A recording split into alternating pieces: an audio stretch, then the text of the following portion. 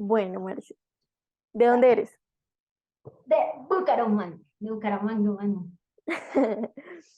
¿Cómo es la casa de tus papás? Pues la casa de mis papás ya no existe, ¿vale? Porque mi mami falleció hace un año, la quito, y ella era la única que vivía allá en Bucaramanga en un apartamento en Cañaveral.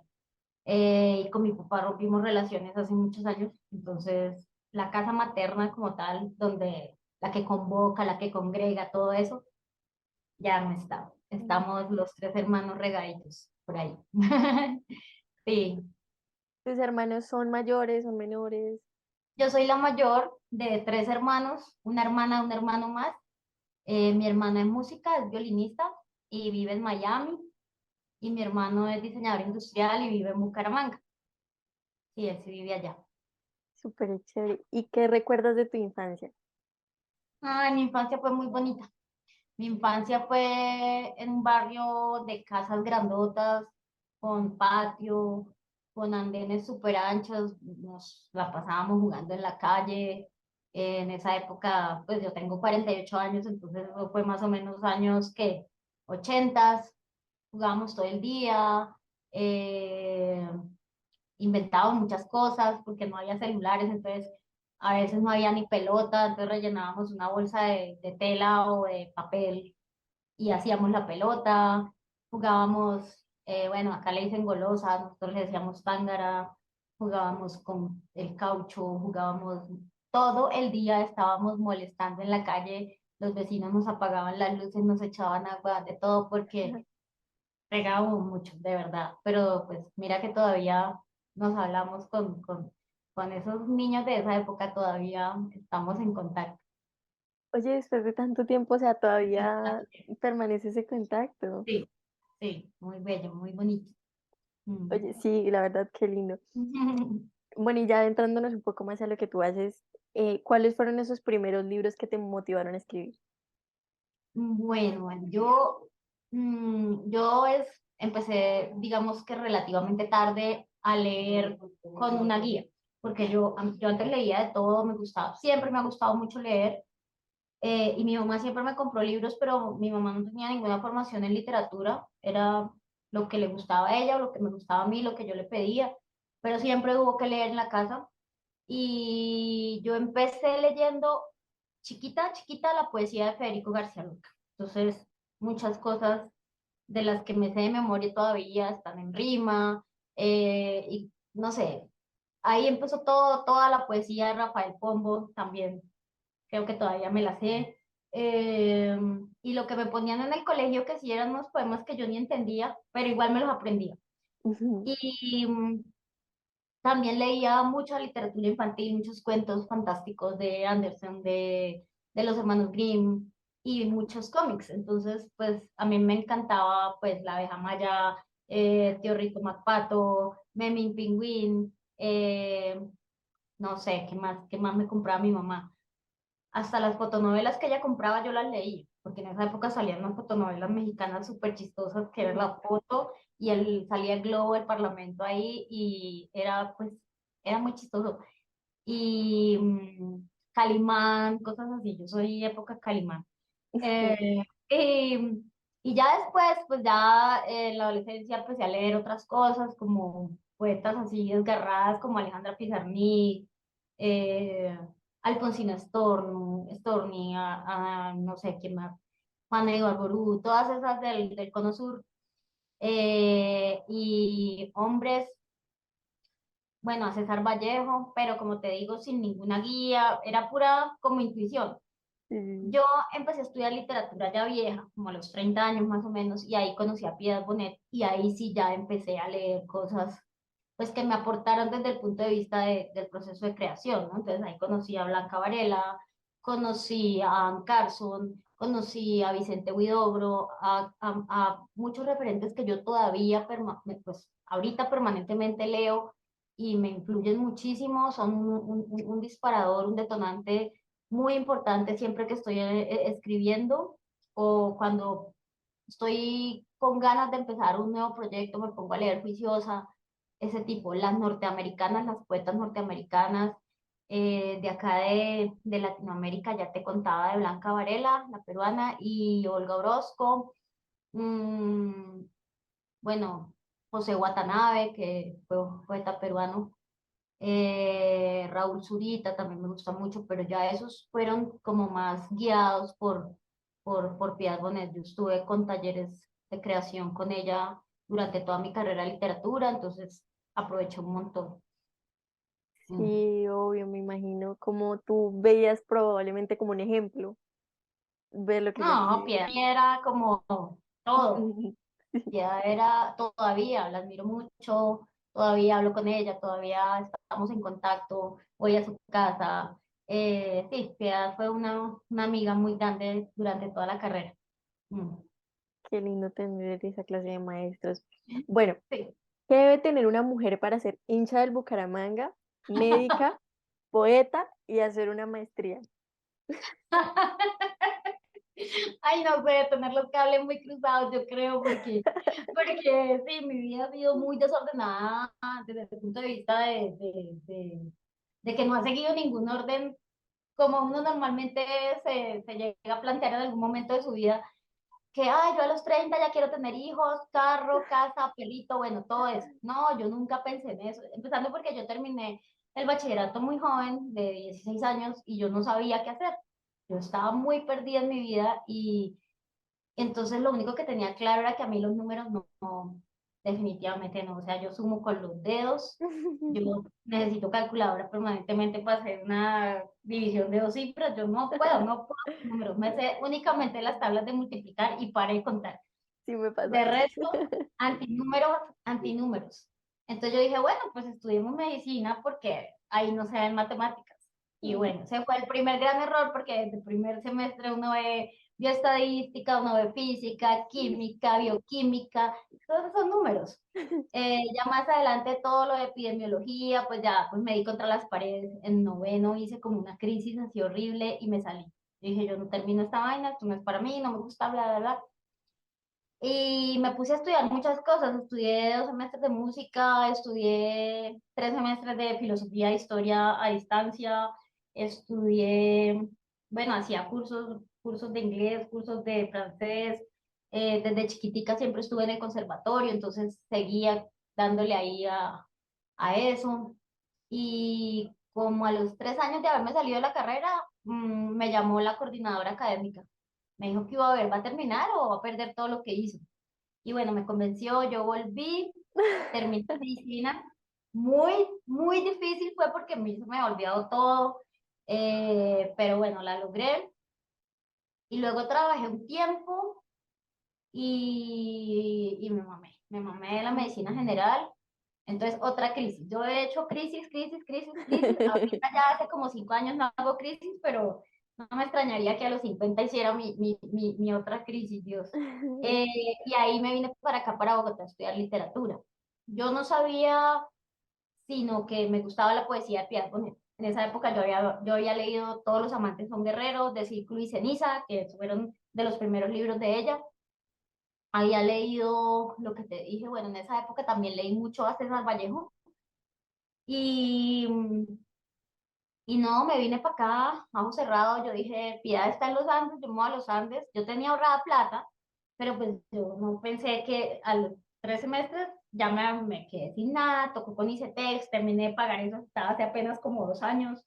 Eh, pero bueno, no, de verdad, o sea, es una gran universidad, se paga muy caro, pero la calidad es muy buena. Después de eso bueno, trabajé un tiempo allá en la Universidad de los Andes y me quedé sin trabajo. Cuando me quedé sin trabajo, entonces quedé otra vez en el aire y yo dije, bueno, pues tocó volver a ser médica, entonces ahí volví a trabajar como médica general en ambulancias, haciendo turnos de urgencias, lo que saliera. Y al tiempo, pues empecé a hacer solicitudes y a mirar posibilidades de especialización. O sea, yo ya había cancelado lo de literatura porque no me salió ningún trabajo en eso, entonces me angustié mucho y me presenté a medicina del deporte. Ahí conectaba mi Bucaramanga del alma porque mi sueño era ser médica de un equipo de fútbol hiciera el Bucaramanga mejor. O sea, yo soñaba con ser la médica del Atlético Bucaramanga. Entonces yo dije, bueno, pues hagamos medicina del deporte. Y me matriculé, me inscribí en el Bosque y pasé y todo. Pero no, mira, eso es una rosca horrible, no le dan trabajo a las viejas en ningún lado. Entonces vamos a ver si ahorita con la profesionalización del fútbol femenino ya empieza a cambiar un poco la cosa porque no, ahí por ahí tampoco fue. Entonces llegó la pandemia y me puse a hacer la maestría de escrituras creativas porque estaba sin trabajo, pero teníamos ahorros y la maestría pues era virtual en la nacional y eso fue entre 2020 y 2021. Y ahí me gradué y el libro con el que me gradué de la maestría fue el que ganó el Premio Nacional Álvaro Miranda, que pues ese es el que voy a presentar ahorita el 2 de mayo en la feria y el premio era la publicación de ese libro. Entonces, no sé, son cosas muy como desordenadas y todo, pero aunque no me lo creas, yo ahorita digo, así tenían que pasar las cosas. Entonces, pues claro, o sea, en ese momento de pronto hubo mucha angustia, mucha ansiedad, porque yo no sabía qué iba a pasar conmigo, yo era como, bueno, ¿y ahora qué? No sé qué, bueno, pero afortunadamente mi familia, bueno, mi mamá, mi hermana y mi hermano siempre estuvieron no sé, confiaban mucho en mí. Entonces era como, bueno, hágale, hágale, hágale. Y, y eso fue fundamental, o sea, eso fue fundamental porque hay mucho amor, hay mucho entendimiento entre nosotros, entonces ahí siempre han estado apoyando, sí, haciendo el aguante, como dicen. Bueno, pero es lindo también que hayas tenido el apoyo de tu familia para toda esa trascendencia que has No, tenido. pobre mi mamá, pobrecita, yo sí igual. Bueno, ¿qué inspiró tu libro de poemas Educación Sentimental? Bueno, entonces como te digo, bueno, yo me inscribí en la maestría y yo no tenía ni idea, yo tengo muchos poemas escritos sueltos, pero a ti siempre que haces un libro te piden una unidad o de tema o de estructura, bueno, te piden que el libro de verdad parezca un libro. Yo no tenía ni idea y un día estaba yo en la casa, recién empecé la maestría, eso fue en 2020 como en febrero, y salió la noticia de un feminicidio que hubo en México, en Ciudad de México, en el DF, de una niña que se llamaba Ingrid Escamilla, sí. Y a ella la mató el marido y empezaron a circular por internet unas fotos del cadáver de Ingrid, pero el cadáver estaba desollado, o sea, le quitó los músculos, le sacó las vísceras, una cosa súper escalofriante y cruenta. Y eso empezó a circular en las redes y yo, pero ¿qué es esta cosa tan horrible? Y a los 5 minutos del video del asesino subiéndolo ya lo cogieron, lo prendieron, lo iban a meter a la patrulla y el tipo lloraba y lloraba y lloraba y lloraba y decía que no, que eso había sido por amor. Mira, eso se unió en mi cabeza y explotó y yo, mejor dicho, ese día yo dije, no, esto no puede seguir pasando y ahí salió el primer poema del libro que pues es que fueron muchas casualidades hermosas porque, bueno, hermosas en el buen sentido o digamos desde el punto de vista de motivación, de creación, porque por supuesto que un feminicidio no tiene nada de hermoso, pero yo estaba leyendo en ese momento otro poemario de un escritor que yo amo con toda mi alma, que es Roberto Bolaño. Y yo estaba leyendo un librito del chiquitico que se llama Tres. Y encontré un verso que decía, la educación sentimental solo tiene una divisa, no sufrir. Entonces, imagínate, yo leyendo eso y me encuentro con esta cosa horrible de Ingrid y ahí salió el primer poema. El primer poema lo escribí de chorro, o sea, a mí nunca me pasa eso, lo Ujú. escribí de chorro y no me hicieron, o sea, es el único poema que yo creo que no he corregido casi en la vida y que salió de uno, porque escribir un poema me toma mucho tiempo, pero ese salió de uno, no te voy a decir mentiras. Ese poema se llama Educación Sentimental, habla de este tipo de cosas horribles que pasan entre los hombres y las mujeres por la excusa del amor, De no sé, acuerdo. o de la costumbre, o no sé qué. Entonces ahí se fue como metiendo o como armando o configurando la línea que yo quería seguir. Y el poemario tiene pues digamos que una orientación bastante feminista, si se quiere, porque sí quiero hacer ver que el heteropatriarcado nos ha constreñido mucho a las mujeres desde todo punto de vista. Entonces, como yo soy depresiva y toda la vida, desde los 20 años, yo estoy en tratamiento para la depresión, eso también quería hacerlo público porque es un estigma muy grande y la gente dice, uy, no, esa está loca, no sé qué, y lo excluyen a uno, le hacen bullying y eso tiene que cambiar. O sea, uno no puede seguir ocultando sus problemas emocionales, que por miedo a que la gente sepa yo no me voy a tratar. No, mira, eso es absolutamente necesario estar en tratamiento, tanto los sanos como los no sanos. Todo el mundo necesita un apoyo, sea psicólogo, sea psiquiatra, sea lo que sea, pero alguien que te ale a tierra y te diga, bueno, a ver. Y entonces también exploro un poco la parte de la salud mental, de cómo ha sido las terapias desde el punto de vista de la historia de la medicina acá en el país. Entonces, otra casualidad, leí un artículo del periódico de la Universidad Nacional en donde hablaban del asilo de locas de Bogotá. Y, oh sorpresa, eso fue en el siglo XX, no estoy hablando por allá de viejeras más allá, entre los 30 y los 50 más o menos funcionó un asilo de locas acá en Bogotá, a donde llevaban a las mujeres que no podían ser madres, ni podían ser esposas, ni podían tener como ese papel de cuidadoras, o no querían ser monjas. Entonces, bueno, también llevaban, por supuesto, enfermas con diagnóstico de esquizofrenia o de alguna cosa realmente que requiriera, pero pues yo digo, por no querer ser una esposa, tome su psiquiátrico y en qué condiciones, además que los tratamientos eran muy experimentales, les hacían lobotomías, les inducían convulsiones con insulina o con terapia electroconvulsiva. Bueno, era un laboratorio, más o menos, esas instituciones. Y después ese asilo se llamó Ninguna Parte, que era allá también llegaban las mujeres campesinas o analfabetas o indígenas que abortaban porque no podían tener a su bebé y esos abortos casi siempre eran en un río.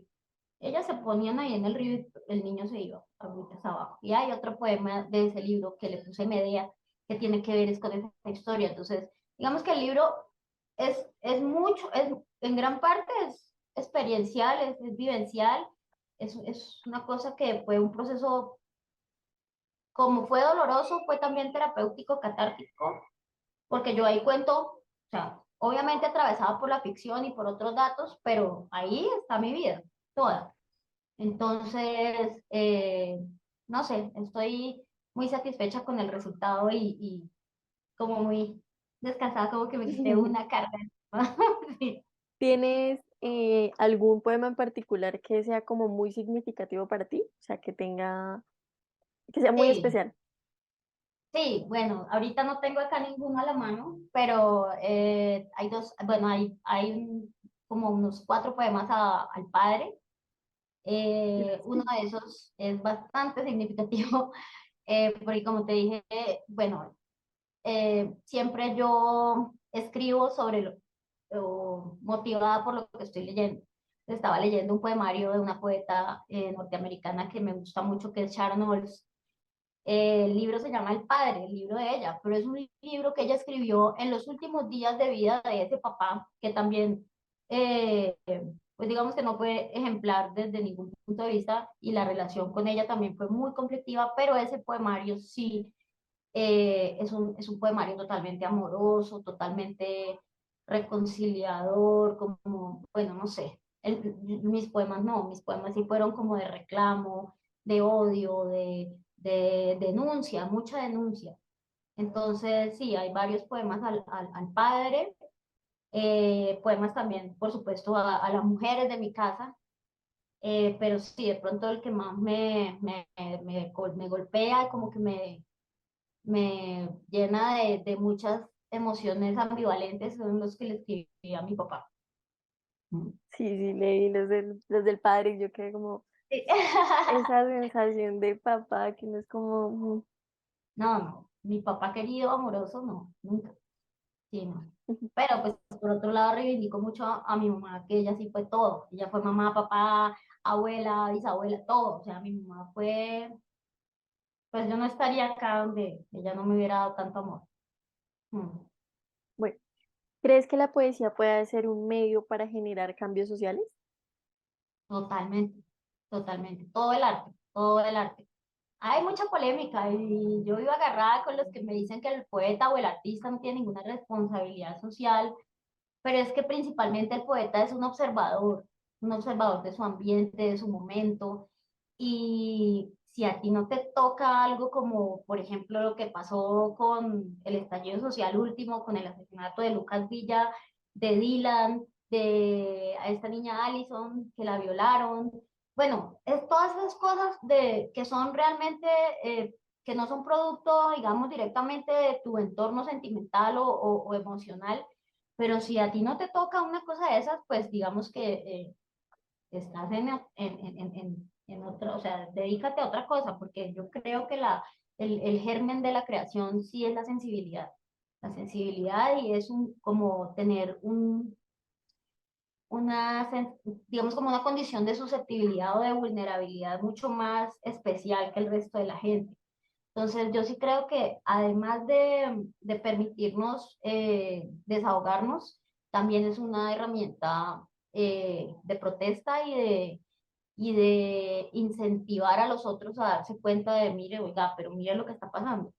Entonces, ahorita, por ejemplo, acá en Colombia no había tanta poesía de la violencia, eso fue como un pequeñito, digamos, un grupito muy pequeñito de escritores que escribieron en la época de la violencia del 48, pero ahorita mucha gente está volviendo a escribir sobre la violencia, gente joven.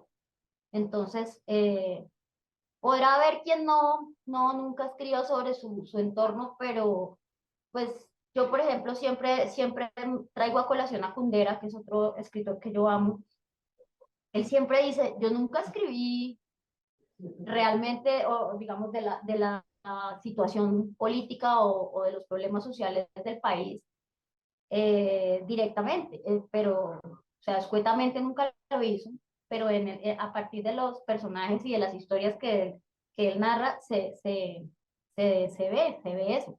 Entonces no es necesario poner nombres ni hacer una novela en donde el protagonista se llama Álvaro Uribe, no, es simplemente mostrar de otras maneras que sí hay inequidad, que sí hay injusticias, y yo creo que ahí la gente de pronto piensa, no, pero es que eso no sirve de nada. No, sí, si uno aúna esfuerzos y si persiste, eso es muy necesario y sí sirve.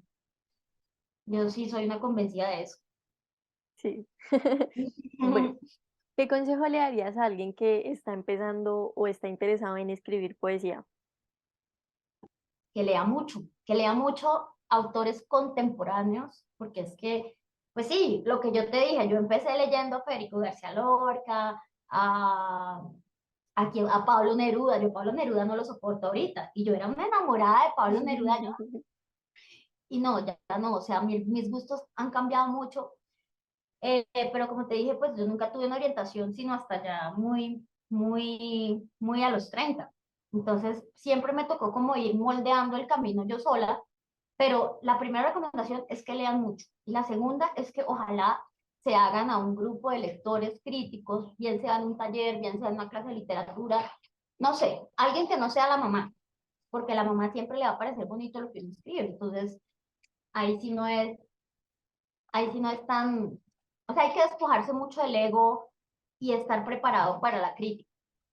O sea, no es motivarse a uno porque yo me acuerdo del primer poema que yo mostré en mi vida, pues Piedra me lo destrozó. La Piedad y le agradezco muchísimo, muchísimo, porque Piedad siempre fue muy estricta, muy rigurosa con su crítica.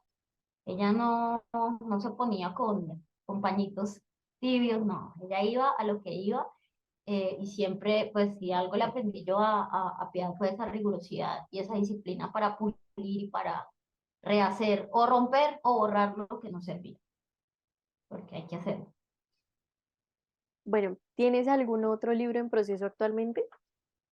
Tengo tres. Tengo tres libros acabados, pero no, es decir, si no es por este concurso, yo no puedo publicar porque es muy costoso. el proceso de publicación es muy costoso y no. Ahorita ni creo que por ahí en 10 años yo no puedo darme ahorita hay muchas prioridades en mi casa como para pensar o sea, si no es por el concurso, yo inédita hasta la muerte porque no. Pero sí, tengo tres poemarios más. Bueno, no sé si me lo mencionaste, no recuerdo bien, pero ¿cuál es tu poema de todos los tiempos favorito? O sea, tu poema que tú siempre vas a tener guardado, que sea tu Mira, favorito. yo creo que es en una estación del metro de Ezra Pound. Es un poema de 2 versos y es un poema que inicialmente tenía como 50 versos o una cosa así. Y él fue podando. Quedó un poema de 2 versos y es una cosa, pero así completamente aterradora. Y no sé, si tienen la oportunidad de leerlo, o voy a mirar a ver, porque es que me da, yo sé la idea, pero no me lo voy a tirar acá diciendo lo que no es.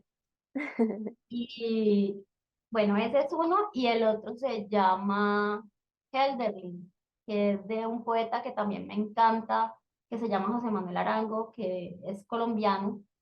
Lo recomiendo muchísimo, José Manuel Arango. Yo creo que cambió la lírica colombiana para bien, porque tuvo mucha influencia norteamericana y los gringos y los canadienses, pues para mí son unos maestros. Yo he leído mucho, tanto narrativa como poesía norteamericana y es otra cosa, es otro nivel. Entonces, sí, se llama Helderlin, el de, el de José Manuel Arango. Y no sé, no encuentro. Cuando uno está allá, no encuentra las cosas. Entonces, sí, no. No te Después, preocupes. bueno, léanlo, que es de verdad una belleza ese poema. Me encanta. Bueno, ¿por qué crees que un ser humano debería leer poesía? Pues yo no sé si debería. O sea, yo creo que si siente como la pulsión y las ganas, sí. Porque eso es lo mismo que a mí me pusieran a leer un libro de álgebra. Me vomito y lo cierro a la primera página y yo no entiendo nada. Entonces yo creo que eso hay como cierta predisposición, debe haber cierta predisposición y cierta atracción por ese Sí. tipo de cosas. Si está esa inclinación, yo sí creo que se privarían de una cosa muy útil desde el punto de vista de aprender digamos, de mejorar el proceso de autoconocimiento y de introspección que puede ayudarle a uno mucho. Pero pues así como hay gente que lee poesía, hay otra gente que hace yoga, que hace meditación, bueno, cosas así. Pero si les gusta, léanla toda, porque es una experiencia realmente, primero, es para un público muy reducido porque casi la gente no lee precisamente porque los planes de educación de los colegios están muy mal orientados.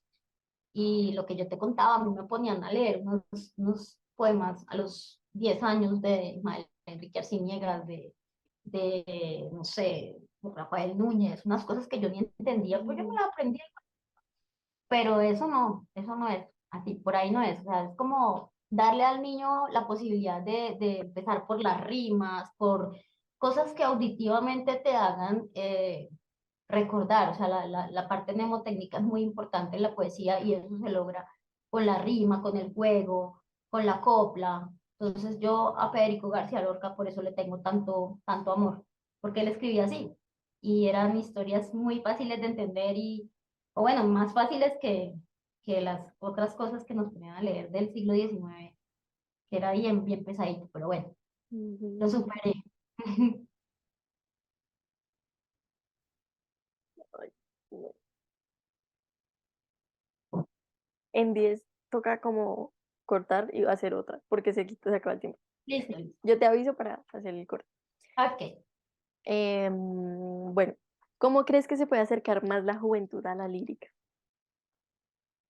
Ojalá que desde el colegio, ¿no? Se supone que ese es debería ser el primer sitio de contacto porque no todos tenemos padres ilustrados, no todos los papás son Piedad Bonedo, cosas así, ¿no? Lo que yo te digo, en mi casa no había ese ambiente de, pues sí había amor por los libros, porque mi mamá siempre leyó mucho, pero ella no fue muy empírica siempre, entonces, eh, no sé, de pronto sí habría que hacer una reforma estructural muy, muy de fondo a la educación pública, ¿no? Porque en los colegios privados sí, eso está cambiando mucho y llevan escritores a que les hablen de su obra y todo eso, pero en la educación privada, pero en la pública sí faltaría hacer un cambio bastante eh, de raíz, digamos, y cambiar los autores que leen o que ponen a leer a los niños porque los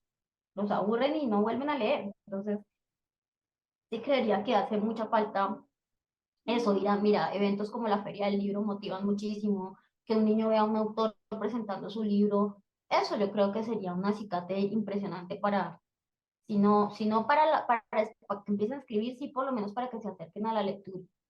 Entonces, eso sería, yo creo que clave, fomentar más los talleres de creación de todo tipo, de todo tipo. Bueno, ¿cómo definirías tu estilo poético? Oh, cielos. Es una poesía. El primero es verso libre, o sea, yo no hago rima.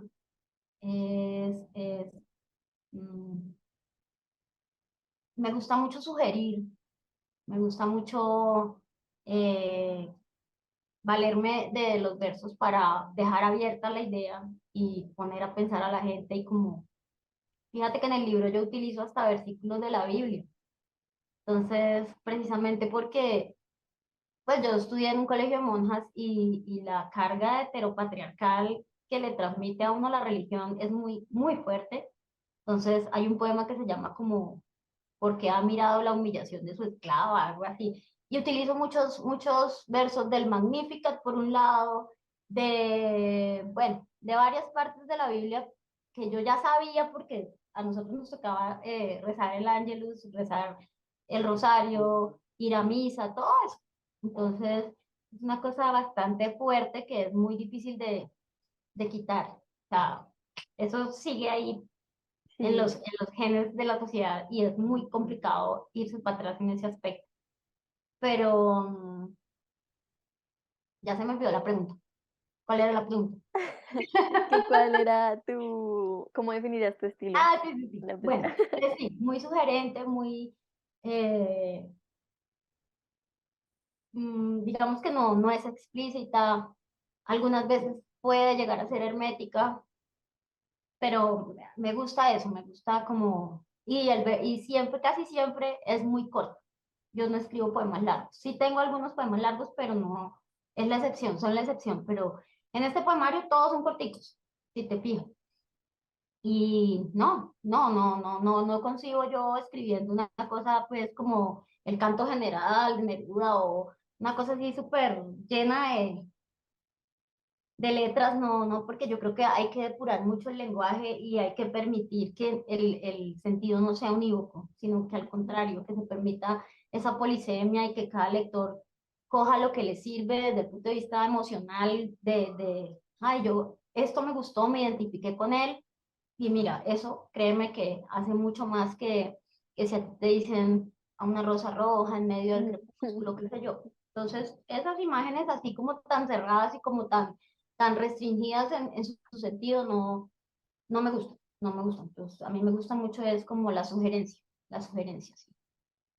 bueno, voy a cortar acá porque, Listo, y ya te vuelvo a enviar entonces el otro libro. listo. Dale, vale, dale. Bueno, ¿crees que la educación sentimental es algo que se puede aprender o enseñar? ¿O más bien es como una experiencia personal? O sea, como tú mismo Yo te... creo que ahorita en este momento está empezando a dar ese giro para enseñar ese tipo de cosas que finalmente solo se aprenden, o sea, voy a decir una soberana contradicción, pero finalmente tú la aprendes después de vivirlo, después de la experiencia. Por eso tú tienes que luchar contra toda una carga cultural, bueno, ahorita las niñas lo tienen mucho más claro, pero en la época mía todavía las mujeres soñaban con el príncipe azul y con el terminar el colegio y me caso, y nunca pusieron como en primer lugar sus prioridades. Sí, no estoy diciendo, o sea, si el plan de una mujer es tener hijos, casarse, y etcétera, maravilloso. A lo que yo me refiero es que deben seguir su impulso, Llega un punto de la vida en que tú dices, me siento plena, con o sin pareja. Eso no, entonces quitarse eso, desmontar mucho esos pensamientos de que una mujer sola, ay, pobrecita, ay, pero usted sí la pasa bien, ay, pero usted está sola, usted no sé qué. No, el fin de la vida de una mujer no es necesariamente el hogar, no es necesariamente tener una familia. Entonces, la educación tendría que estar orientada a eso, a potenciar mucho las pasiones de cada persona para que siempre se vayan por ese camino. Que mientras uno está haciendo algo que le apasiona a Valentina, es muy difícil que algo lo saque del camino, sea marido, sea otro trabajo donde paguen más, sea cualquier cosa. Pero la clave para uno llegar a viejo con plenitud, digámoslo así, porque felicidad la felicidad no podemos hablar de algo como tan permanente si nos referimos a la felicidad, eso son estados, y va y viene, y va y viene. Pero en el contexto grandote de sentirse uno pleno y tranquilo, sí es importante hacer algo que a uno lo mueva y que lo pare de la cama y que sea como ese doping, digámoslo así, que está detrás de todo. Y te lo digo por experiencia, porque viví una cosa que pues igual lo hago, todavía trabajo en eso y me gusta la medicina del deporte y todo, pero no es mi pasión, tengo que ser honesta y a mí lo que me mueve es esto. Y con todo el amor de mi vida, eso sí, mira, yo puedo pasarme todo el fin de semana leyendo y escribiendo y todo el mundo dice, ay, pero no, usted no sale, no sé qué, yo ya rumbié, ya salí y ahorita todavía lo hago, pero ya no tanto, porque hay otras prioridades. Entonces, la vida se trata de eso, de tener siempre una prioridad, de tener siempre un proyecto, digo yo, o sea, en el momento que tú dejas de tener proyectos, ya muérase, porque ya que, no, ahí sí ya no, sí, Sí, sin metas ya uno que. sí, ya, está robando oxígeno, mijito, ya no, chao. Sí. Sí. Bueno, ¿cómo te gustaría que los lectores se sintieran al leer Educación Sentimental? ¿Y qué te gustaría que se llevaran consigo después de haber leído tus poemas? Yo le puse el título de Educación Sentimental inicialmente en honor a Bolaño, como te dije, pero después yo me puse a pensar, yo dije, me encantaría que la gente me dijera después, oiga, bacano, esto me sirvió como para sacudirme, como para darme cuenta de verdad, sean hombres o sean mujeres, como para darme cuenta de esa realidad que a todos nos toca enfrentarnos y ese cuentico de que yo no necesito pareja y yo no necesito el amor porque oh, yo soy autosuficiente. No, eso también hay que desmontarlo porque estar en pareja también es muy lindo y todas las relaciones amorosas y afectivas son muy necesarias para cualquier ser humano. Pues a menos que no tenga un trastorno, no sé, antisocial de la personalidad, pues bueno, eso ya es otra cosa, pero desde el punto de vista del bienestar y en un estado de normalidad, digámoslo así, entre comillas, eh, todos necesitamos de amar y de ser amados. Entonces, no es sentirse culpable porque, ay, yo le perdoné a mi marido, no sé qué, y los cachos, y bueno, hay límites, obviamente, como el maltrato, como esto mismo que estamos viviendo en este momento, como tantos feminicidios y tantos abusos. Eso sí es imperdonable, pero no sentirse mal si uno lo perdonó, porque es que el miedo que nos meten desde chiquitas a quedarnos solas es muy berraco. Sí. Entonces, luchar contra eso es ir en contra de una corriente muy fuerte y que no les dé miedo tener un terapeuta, o sea, un psicólogo, una psiquiatra o lo que sea. Entonces, mientras haya el recurso, por supuesto, porque es costoso, pero sí es muy necesario cuidar la salud mental. Es muy necesario y entender que la vida es algo muy difícil y toca estar preparado y eh, muy bien equipado para poder enfrentar esos embates que no son fáciles. Entonces, si tú estás plena por un lado y tú te sientes realizada y te gusta lo que haces, y créeme que es mucho más fácil sobrellevar el resto de hecatombes. Mm, Bueno, ya para ir finalizando un poquito, en el lanzamiento de tu libro, el país invitado pues es México. sí. Recomiéndanos 5 autores entre mujeres y hombres que sean de México. De México, que escuchen a José Alfredo Jiménez, que escuchen a Javier Solís. Yo amo la música y la música mexicana es una cosa que me ha marcado mucho. Silvestre Revueltas. Bueno, no sé, de las mujeres me encanta Remedios Varo. Es una escritora que está catalogada como surrealista. Ella fue escritora y pintora. Lastimosamente, la gente tiene como referente a Frida Kahlo, que la detesto con el alma, no me gusta ni poquito. Frida Kahlo, reguácala, reguácala. Y tú vas y miras la obra de Remedios Varo y es una cosa de verdad, ahí hay calidad artística, pero por montones. Y no, la gente se quedó en que Frida, la sufrida, no sé qué. Sí, bueno, listo, sí, pero no, no, yo en México, mira, tengo a Remedios Varo, tengo, a ver, me la pusiste así como, me cogiste muy fría, porque mi principal es la pues yo soy fan de las gringas y de las canadienses. Ann Carson, que es canadiense, la amo. Pero de México, a ver, yo a quién, ahorita cuelgo y, ay, mira, tal. Me acuerdo de uno. Sí. No, por ahora Remedios Varo, quedémonos con Remedios Varo. Bueno, y ahorita hay una niña que se llama, fue pucha, se me olvidó. Es muy joven, tiene como unos 35 años, una poeta que ha ganado cualquier cantidad de premios. Eh, no, o sea, la memoria está muy picha hoy. Ya después te llamo y te lo digo. No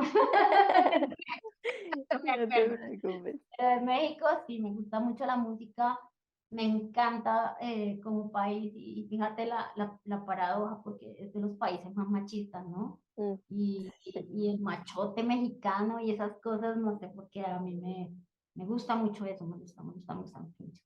Y, y sí, después te digo que, porque a mí Octavio Paz no me gusta, bueno, Elena Garro, que era la esposa de Octavio Paz, sí, ella sí me gusta mucho. Y Octavio Paz, a veces sí, a veces no. Entonces, de Octavio Paz me gusta todo lo ensayístico, eso me gusta mucho, pero a mí la poesía de Paz no me gusta tanto. A ver, sigamos pensando.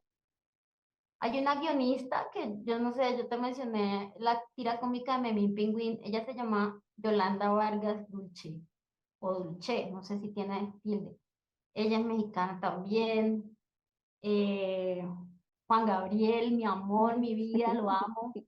Vicente Fernández, o sea, yo soy muy ranchera, muy rancherosa, muy arrabal es la palabra. Y me gusta escuchar rancheras y me gusta, por supuesto, yo escucho de toda la música, pero ese ambiente así como muy de bar barato, me gusta mucho, ¿Y crees en mucho. la teoría de que Juan Gabriel sigue vivo o no? Ay, pues ojalá y que esté feliz porque pobrecito sufrió mucho por su condición. Entonces, en esa época fue muy duro Mm. para él y era un genio. O sea, no, a mí de México todo, Roberto Gómez Bolaños, todos los mexicanos son unos grandes, de verdad. Y Bueno, ahorita me Mariana, de todos. haznos la invitación a tu lanzamiento, que lean tu libro, o sea, este espacio es tuyo para que nos invites. Bueno, vale, mira, el 2 de mayo a las 5 de la tarde se va a lanzar Educación Sentimental, Premio Nacional de Poesía Álvaro Miranda. eh, Va a salir o salió publicado bajo el sello de Escarabajo Editorial y se va a lanzar en la sala Talleres 3 de la Filbo. Invitadísimos todos, muy bienvenidos. a presentarlo dos amigos que quiero mucho, Fabio Polanco Gaona y Laura Ortiz, que son escritores y lectores muy, muy juiciosos. Y va a estar de verdad bien bonito, bien emocional, bien conmovedora la cosa. Yo lo sé. Entonces, todos invitados, todos. Y un besito para todos y perdónenme los lapsos de la memoria porque es que yo estoy, no sé, o sea, ya estoy como, pucha, perimenopáusica y eso ya pesa. Entonces a mí ya se me olvida todo, tengo que estar todo el tiempo como recordando cosas, pero ya, bueno, después les digo más autores. Bueno, Marcela, muchas gracias por aceptar pues la Muchas gracias a invitación. ti, vale, muchas gracias, muy, muy querida. A la orden siempre, lo que necesites acá, como sé que vives acá en Bogotá, entonces no hay excusa. Y no sé, ahí nos vemos para estar en contacto y echarnos una cervecita. Perfecto, listo. Bueno, Marcela, entonces te dejo que tengas pues una linda tarde y que te Bien, rinda hoy todo linda. el día. Muchas gracias por todo. Gracias a ti por tu tiempo. En un abracito, cuídate. Igual. Chao. Chao.